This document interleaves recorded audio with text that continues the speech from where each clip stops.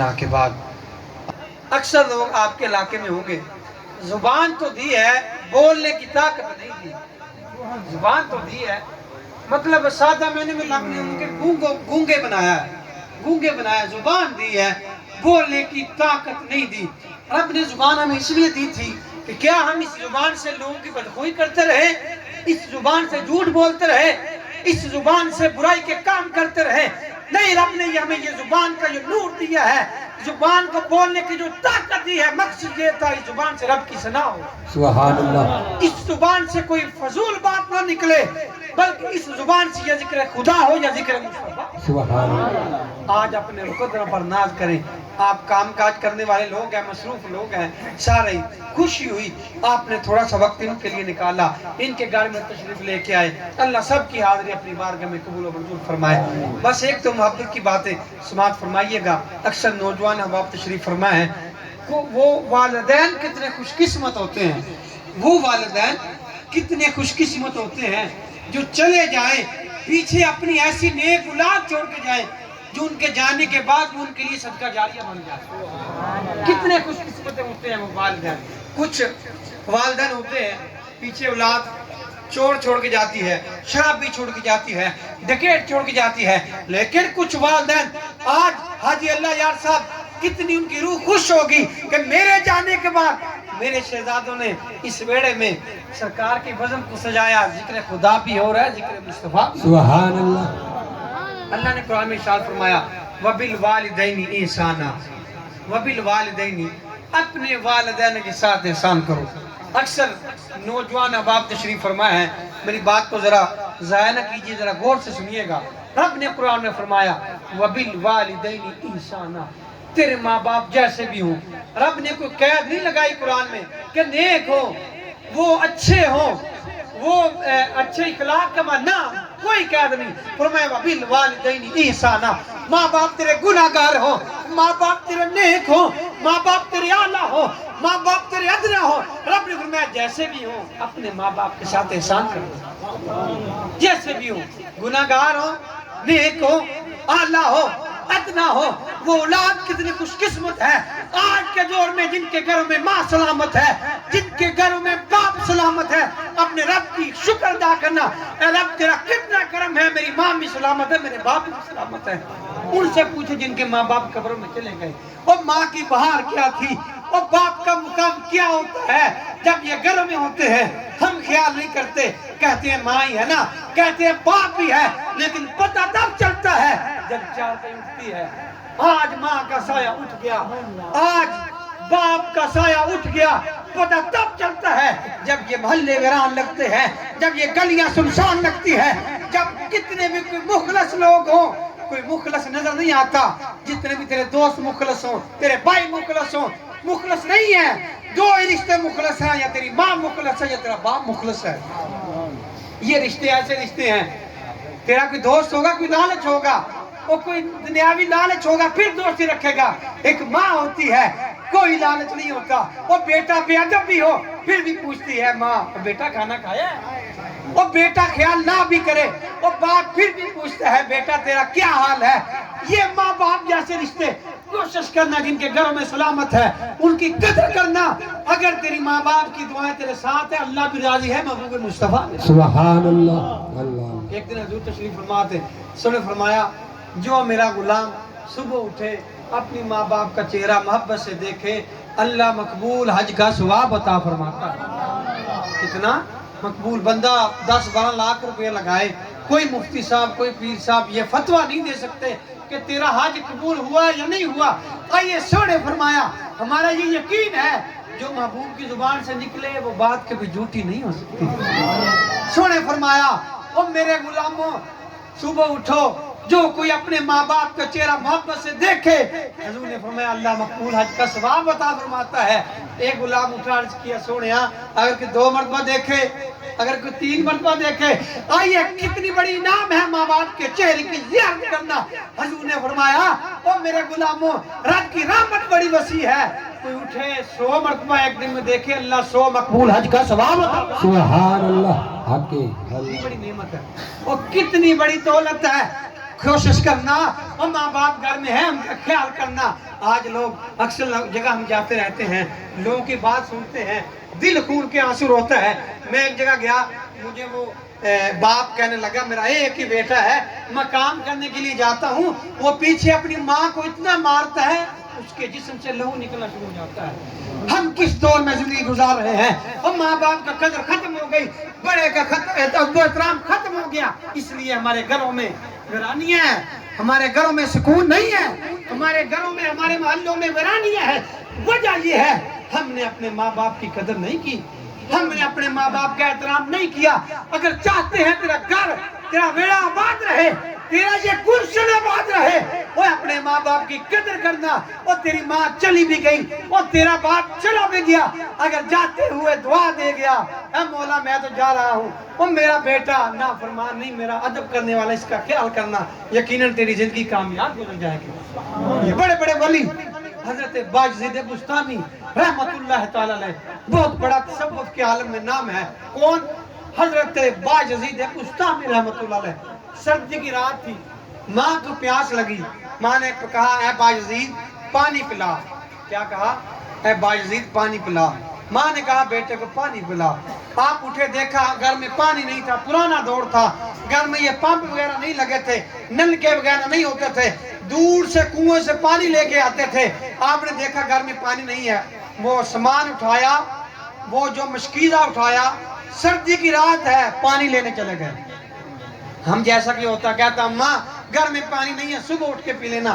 آج کل ایسی اولاد بھی ہے، اور ماں باپ کہے پانی پلا، اولاد کہتی ہے ابا تیری ٹانگیں نہیں ہیں، اٹھ کے خود پی لے، تیرے ہاتھ نہیں، اٹھ کے خود پی لے۔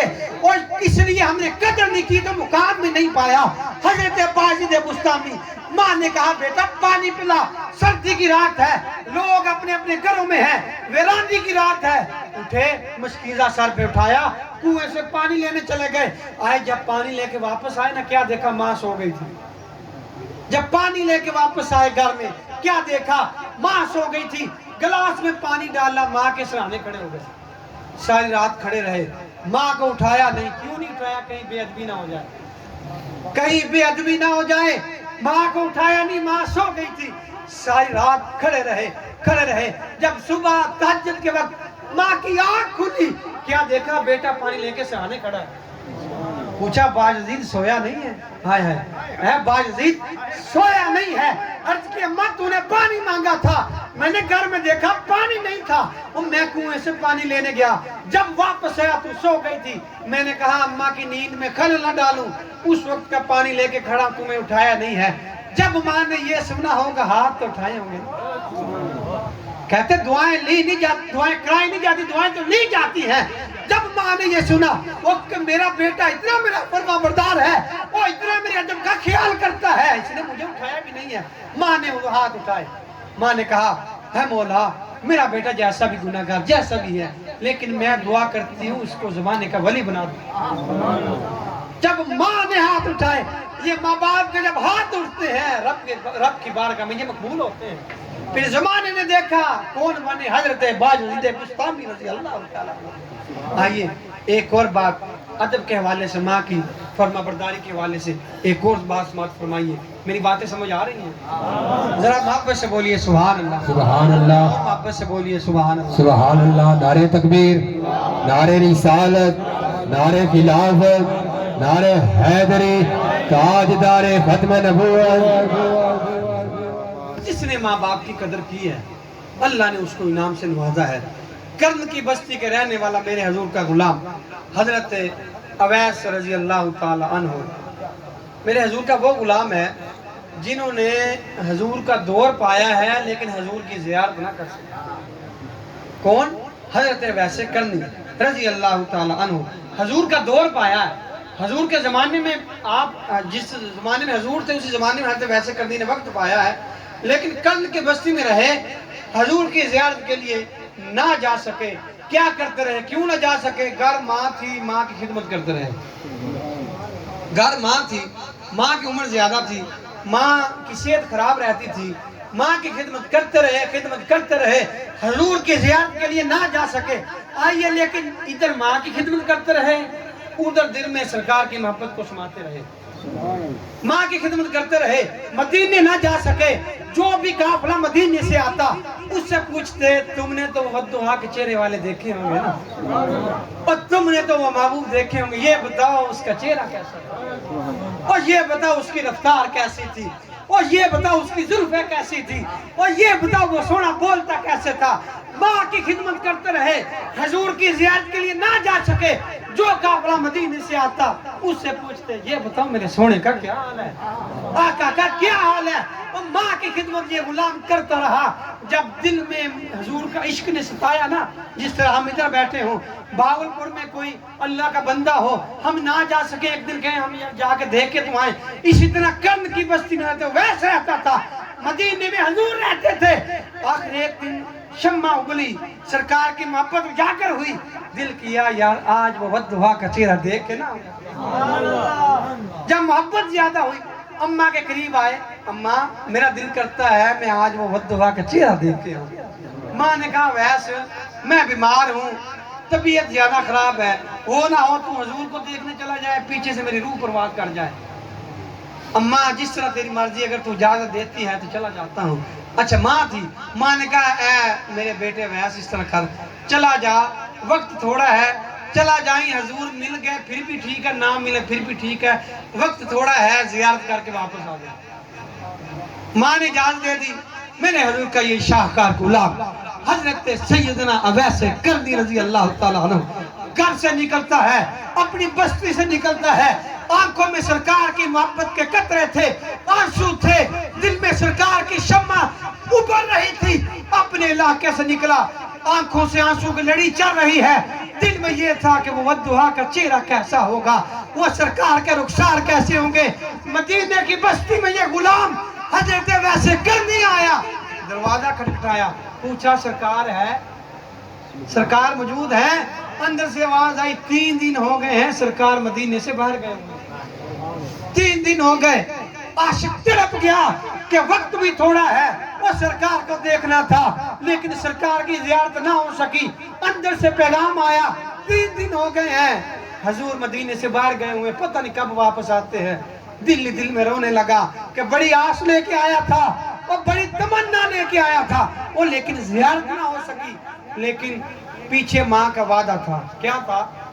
ہم جیسا بھی ہوتا کہتا جو جی پیر صاحب کو ملنے گیا تھا، وہ جی لیٹ ہو گیا، ماں کی خیر ہے، یہ کس کو ملنے گیا تھا؟ پیروں کا پیر امام الانبیاء حضرت محمد مصطفیٰ صلی اللہ علیہ وسلم کو ملنے گیا تھا۔ پیچھے ماں کا وعدہ یاد ہے، ماں نے کہا تھا ویس وقت تھوڑا ہے، مل گئے پھر بھی ٹھیک، نہ ملے پھر بھی واپس آ جانا۔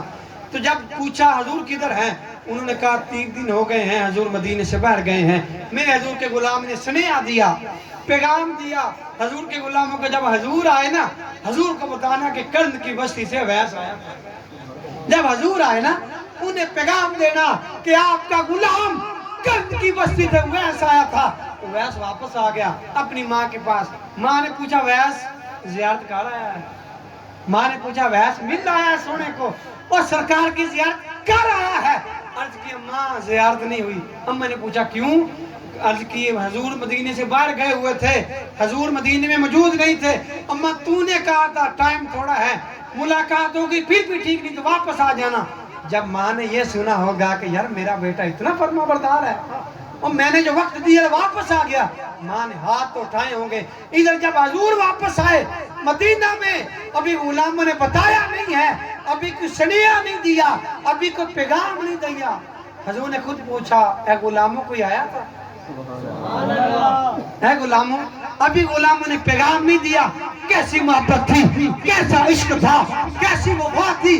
ہم بھی غلامی کا دعویٰ تو کرتے ہیں، وہ غلام قدر نبی دا ایک ہی جانن، دنیا دار کمینے قدر نبی دا جانن والے سو گئے وچ مدینے۔ ان کی کیسا عشق تھا، ان کی کیسی وفا تھی، ان کا کیسا پیار تھا۔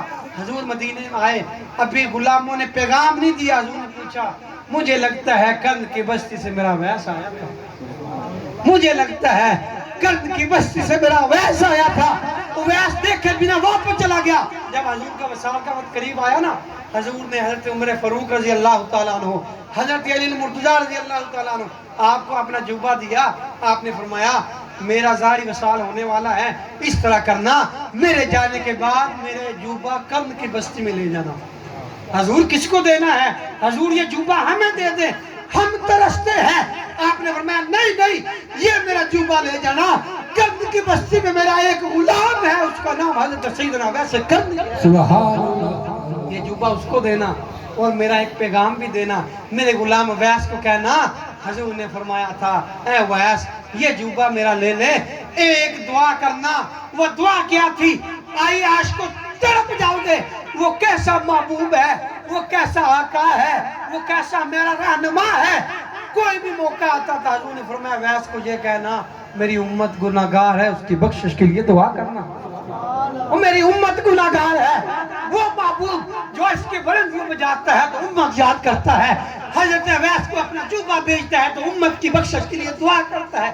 یہ امت کیسی ہے؟ یہ امت بھول گئی کہ ہم نے بھی ایک دن جانا ہے، ہم نے کس کے ساتھ عشق کرنا ہے، کوشش کرنا۔ میں اکثر یہ کہتا رہتا ہوں ہر ایک نے جانا ہے، ایسے مرے جب ہم قبر میں جائیں حضور فرمائے فرشتوں پیچھے ہٹ جاؤ، یہ تو میرا غلام ہے۔ ایسی غلامی کر کے جائیں، ایسا عشق کر کے جائیں، ایسی سرکار کے ساتھ محبت کر کے جائیں۔